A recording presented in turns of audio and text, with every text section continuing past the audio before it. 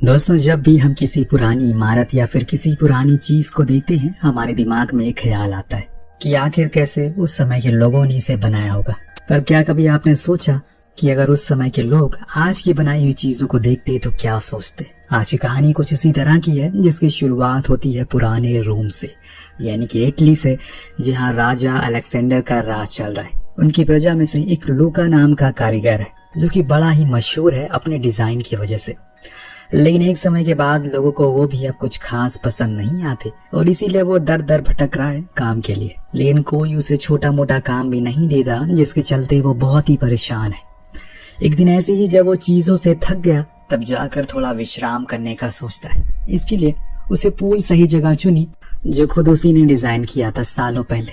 लूका शांति से पानी के नीचे बैठ गया, पर जब अपने सामने एक होल को देखा जिसके अंदर पानी तेजी से जा रहा था, तो उसके मन में एक सवाल आया, ये पानी जा कहाँ रहा है?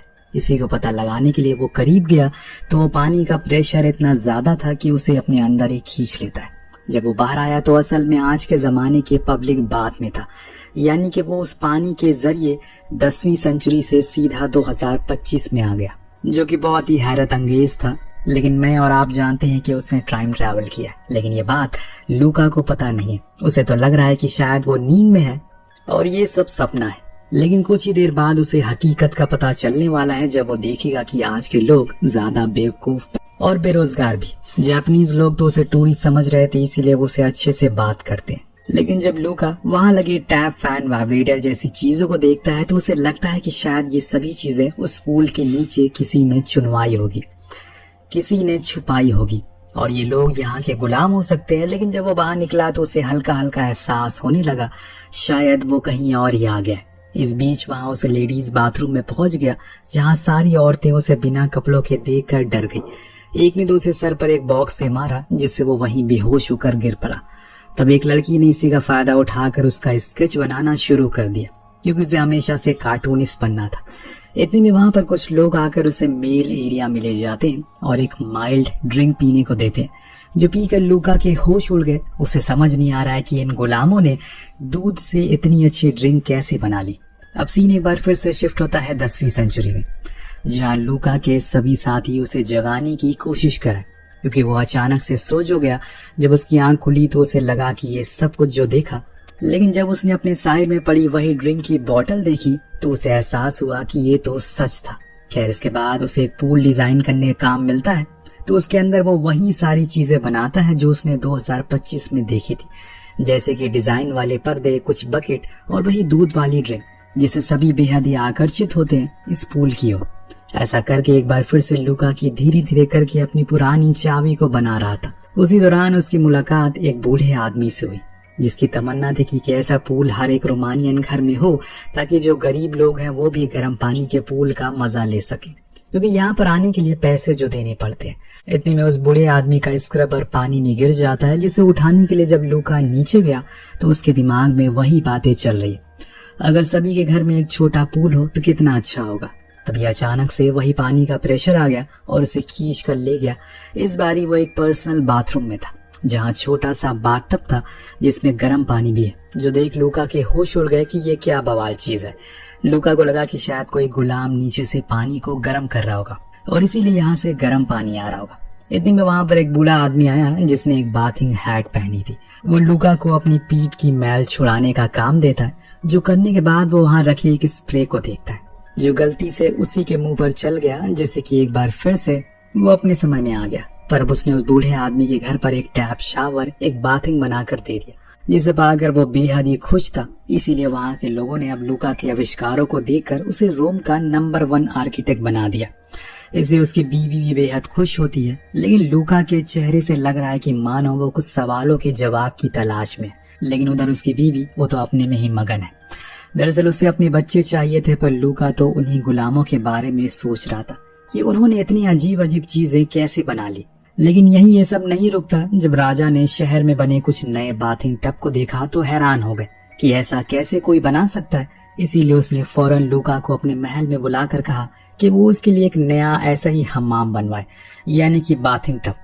अब राजा ने कहा है तो उसे उनकी बात तो माननी ही पड़ेगी, इसीलिए उसने हाँ कह दिया। लेकिन अब उसे कुछ नए डिजाइन चाहिए। जो भी उसने देखा था वो सब तो उसने औरों के लिए बना दिया। अब उसे फिर से उन्हीं गुलामों के पास जाना पड़ेगा, तभी तो कुछ नया मिलेगा। वो फौरन वहां से भागते हुए उसी जगह जाता है, लेकिन बीच में वो एक पानी से भरे हुए गड्ढे में गिर गया। जब बाहर आया तो देखा कि वो तो एक फ्यूचर के बाथरूम स्टोर में पहुंच गया, जहां पर हर तरह के टब्स टैप रखे हुए हैं। जो देख उसके होश उड़ गए, पर वहां खड़े 2 एम्प्लॉय में से एक भागकर बॉस के पास चला गया, लेकिन दूसरा जो कि मियामी थी वो वहीं रुकी रहती है। दरअसल उसने लूका को पहले भी कहीं देखा है, वो उसे पहचान गई। इधर लूका तो अपने सारे कपड़े उतार कर सुखाने लगता है और फिर मियामी को एक गोल्ड कॉइन देकर कहता है कि उसे ये जगह घुमाए। अब जब वो वहां रखी हर चीज को देखना शुरू करता है तो उसकी आंखें फटी की फटी रह जाती है। उसके दिमाग में यही चल रहा था, आखिर कैसे उन गुलामों में इतना दिमाग कहाँ से आया। इतने में उसे पॉटी लग जाती है। वो फौरन बाथरूम की ओर भागता है। उसे एंटर करते ही टॉयलेट सीट अपने आप ऊपर हो गई, जो देख उसके मन में आया कि जरूर इसके पीछे किसी गुलाम का हाथ होगा जो कि रस्सी इसके ऊपर कर रहा होगा। खैर वो थोड़ा हल्का होने के बाद धोने के लिए पानी को ढूंढना शुरू करता है कि तभी उसे गलती से एक बटन दब जाती है, जिससे कि नोजल ऑन हो गई। जब वो उसके हिप पर टच हुई तो उसे जन्नत जैसा एहसास हुआ। इतनी देर में वहां पर बॉस और उसके लोग आ गए, लेकिन तब तक लूका वहां से अपने समय में जा चुका था। लेकिन जो उसके कपड़े थे वो उनके हाथ लग चुके। कहानी अब कुछ महीने आगे पहुंचती है, जहां हमें पता चलता है कि इतने दिन की मेहनत के बाद आखिर में लूका ने वो बाथिंग एरिया तैयार कर दिया है, जिसके लिए राजा ने उसे कहा था। यहाँ उसने हर वो चीज लगाई है जो कि फ्यूचर से देखकर वो आया था। उसने कुछ गुलामों को नीचे बैठा दिया जो फूंक मारकर ऊपर पानी फेंक रहे थे। टीवी की जगह उसने एक जार में कुछ मछलियां रख दी ताकि एंटरटेनमेंट होता रहे। उसके इस काम से खुश होकर राजा ने उसे एक बेशकीमती लॉकेट तोहफे में दी, जिसे पाकर वो फौरन अपने घर गया। लेकिन वहां तो उसकी बीवी उसके ही दोस्त के साथ इंटीमेट हो रही थी, जो देख उसे बहुत ही ज्यादा बुरा लगा। वहीं दूसरी ओर हम देखते हैं कि मियामी को उसकी जॉब से निकाल दिया गया, क्योंकि उसके बॉस को लगा कि जो उस दिन कांड हुआ वो उसकी ही वजह से हुआ, क्योंकि लूका उसी का दोस्त था, ऐसा उनका कहना था। अब काम ना होने की वजह से उसने वो शहर छोड़ दिया और दूसरी जगह जाकर काम करने लगी, जहां पर उसकी मुलाकात कुछ बूढ़े लोगों से होती है, जो उसके पास रखे हुए लूका के कपड़े और उस सिक्कों को देखते तो बताते हैं कि यह असल में एंशिएंट रोम के टाइम के कपड़े हैं, ये तुम्हारे पास कैसे आए। तो मियामी कोई जवाब नहीं देती, और देती भी कैसे, उसके पास कोई जवाब ही नहीं था।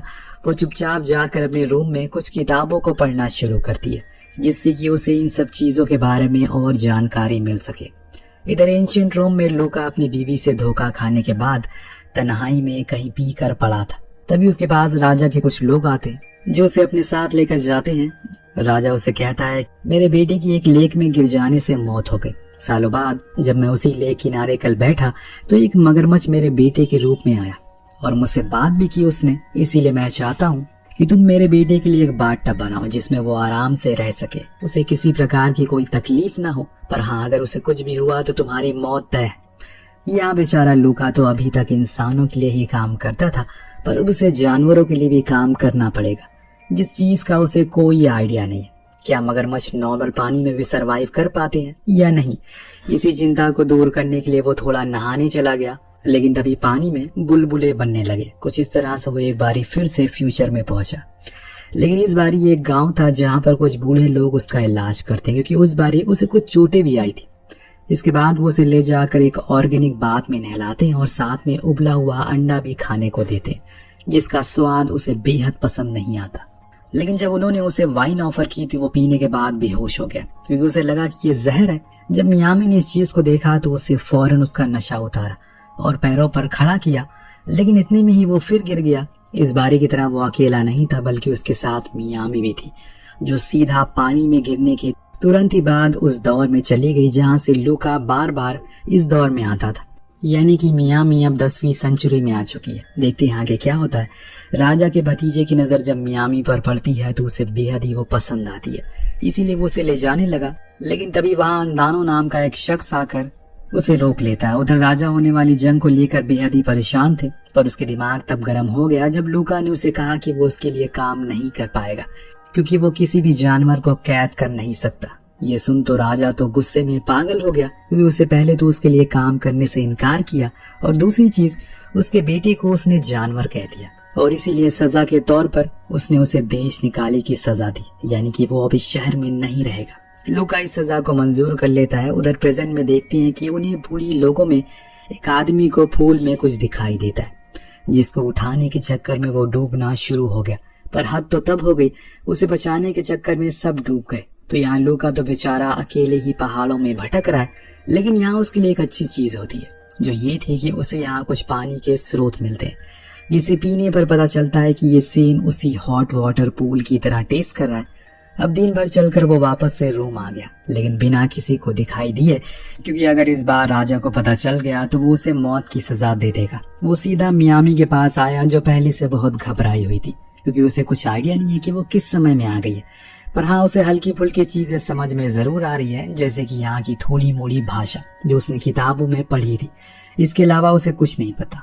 वो इस बारे में लूका से पूछती है कि अभी ये कौन सा साल चल रहा है, तो वो उसे कहता है कि 1130 एडी, जो सुन मियामी ने कहा कि यानी कि ये वही साल है जब सोनियास रोम के कुछ और हिस्सों का राजा बन जाएगा और एंटोनियो को देश से निकाल देगा, जिसके बाद इस देश में महामारी आ जाएगी और हर कोई मारा जाएगा। ये सब होगा सिर्फ सोनियास के कारण, इसीलिए हमें किसी भी हाल में एंटोनियो को राजा बनाना होगा, क्योंकि वो इतिहास को बदल सकता है। लूका को भी पता था कि सोनियास सही राजा नहीं है। वो उसके पास गया, बात करने पर उसके लोग उसे अंदर राजा से मिलने नहीं दे रहे थे।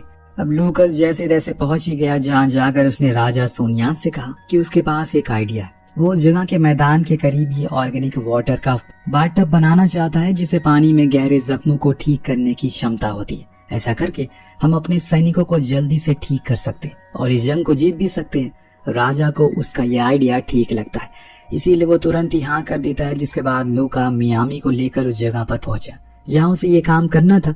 लेकिन अभी सबसे बड़ी दिक्कत ये थी कि पानी को जमीन से बाहर कैसे निकाला जाए। तभी मियामी को वहां पर अपने टाइम के कुछ बूढ़े लोग दिखते हैं, जिन्हें गुलामी करवाई जा रही थी। ये वही थे जो कि फूल में डूब गए थे और इस समय में पहुंच गए। जब वो मियामी को देखते हैं तो बहुत ही खुश होते हैं, पर इन्हें लगता है कि वो मरकर दूसरी दुनिया में आ गए। जो सुन एक बूढ़ा तो कहता है कि अरे मेरी जान, तुम कहाँ हो, मैं आ गया, देखो। खैर यहाँ मियामी उन सभी को बताती है वो लोग टाइम ट्रैवल करके पास में आ गए, पर अब उन्हें एक जरूरी काम करना है। उन्हें किसी भी तरह यहाँ पर एक ऑर्गेनिक पूल बनाना है, ताकि हम उन घायल सैनिकों को यहाँ लाकर ठीक कर सके। अब ये सारे बूढ़े रिटायर्ड साइंटिस्ट होते हैं, इन्हें इन चीजों की ज्यादा समझ थी और लूका को उनसे काफी मदद मिल जाती है और सभी मिलकर बहुत मेहनत करते हैं। कुछ ही समय में वो पुल बनकर तैयार हो जाता है, जिसमें वो घायल सैनिक आकर ठीक भी होने लगे थे। पर एक पुल से काम चलने वाला नहीं था, क्योंकि इन सैनिकों की संख्या बहुत ही ज्यादा थी। अब उन्हें कुछ दिन में और कुछ पुल बनाने का समय मिल जाता है। अब धीरे धीरे वो और पुल भी बनाकर तैयार कर देते हैं। इन सब चीजों को देखकर लूका बहुत ही खुश होता है, क्योंकि वो हमेशा से अपने रोम के लोगों के लिए कुछ करना चाहता था और आज ये सिर्फ मियामी की बदौलत हो रहा है। इसीलिए वो उसे शुक्रिया कहता है, जो सुन मियामी भी खुश थी। लेकिन अब उसके जाने का समय आ गया है, क्योंकि वो धीरे धीरे करके गायब हो रही है। पर जाने से पहले वो लूका को अपने दिल की बात कह देती है कि जब से उसने उसे देखा है तभी से वो उसे पसंद करने लगी है। लेकिन शायद उन दोनों का मिलना मुकद्दर में नहीं था। जो सुन लूका कहता है कि कोई बात नहीं, अगले जन्म में मैं तुम्हारे समय में पैदा होऊंगा, तब हम दोनों हमेशा साथ रहेंगे। इतना कहने के कुछ ही पल बाद वो गायब हो जाती है। साल बीत गए, अब जाकर वो जंग खत्म हो गई जिसमें जीत रोम की हुई। पर अब वहां का राजा पूरी तरह से बदल गया। उसने एंटोनियो को सेनापति बना दिया, तो वहीं वो लूका को सभी के सामने सम्मानित करता है, एक देश प्रेमी का दर्जा देता है, क्योंकि उसकी बदौलत वो इस जंग को जीत पाया। लूका इस सम्मान को पाकर बहुत ही प्रसन्न था। सभी की तालियों की गूंज के साथ उसे सम्मानित किया जाता है। राजा खुद उसके लिए खड़े हुए, जो देख उसकी आंखों में आंसू आ गए। तो कुछ इस तरह से इस कहानी का यही पर अंत होता है। मिलते हैं अगले वीडियो में। Thank you so much watching. Peace out.